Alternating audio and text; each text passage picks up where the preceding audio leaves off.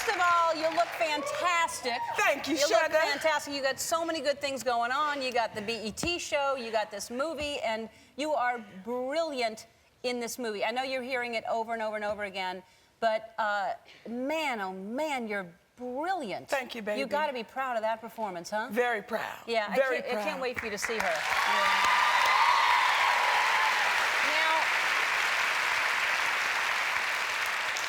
Where did you, do you know, Gabourey Sidibe was here the other day, who yes. I adore. She's amazing in it. And had you met Mary Jones before? Do you know that woman? Where'd you pull that from? You know, I do know Mary Jones. And it's a story that I've told, and the first time I told it was in Essence magazine when I did the cover, I think maybe a year ago. And I was molested as a kid by my oldest brother, Gerald. So when Lee Daniels called me and first told me about this movie, and he sent me the book, and I'm like, oh my God, Lee, what is this? And he said, when I say action to you, I need you to play a monster. So I remembered those moments with my brother Gerald, and he was a monster to me. So whenever he said action, I became that monster. Wow.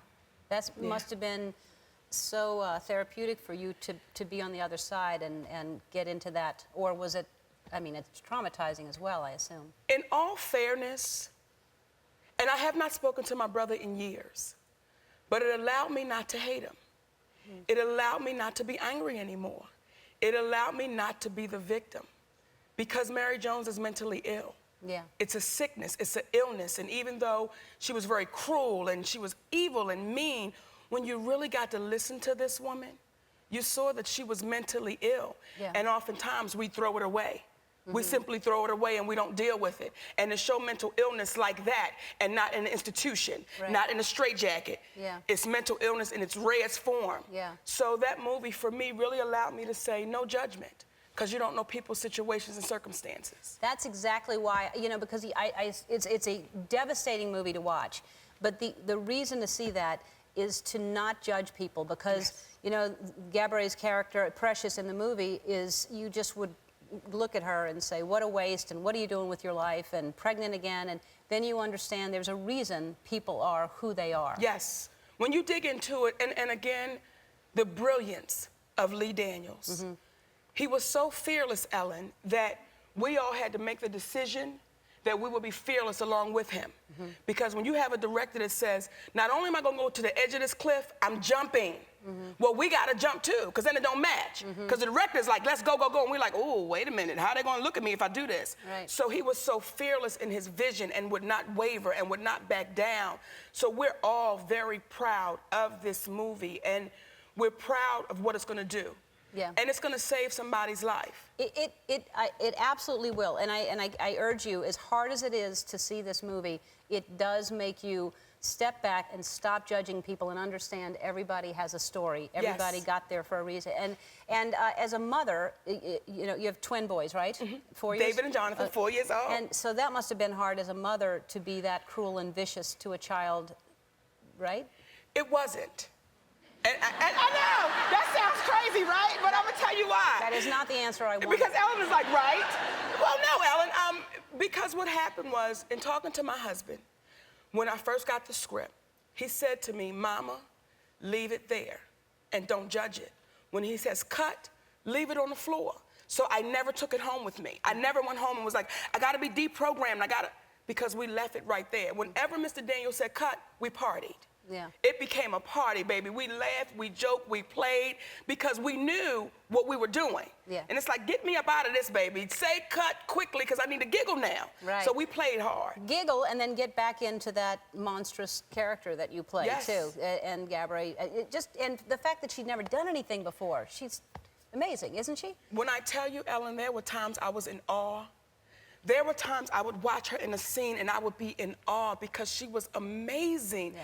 She was so believable that there are some people that believe this is a documentary and not a film. It was shot that way. It was. She was amazing. But in that scene, though, in the end, when you're in the social worker's office, Mariah Carey plays the social worker, you are, I mean, I was sobbing watching you, sobbing.